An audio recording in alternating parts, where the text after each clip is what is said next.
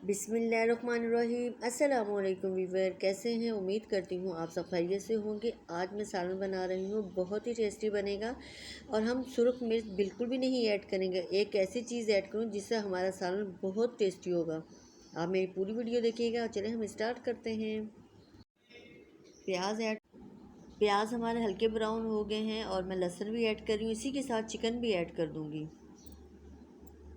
Chicken को मैंने 5 minute तक ऑयल में फ्राई किया है और मैं टमाटर भी इसी के साथ ऐड कर रही हूँ। ये मैंने जो सा बोला था ख़ास चीज़ ये है काली मिर्ची, मैंने लाल मिर्ची बिल्कुल भी नहीं यूज़ की। और हल्दी ली है, हाफ़ टी स्पून नमक ली है स्वाद अनुसार। अब इनको अच्छा से फ्राई करूँगी।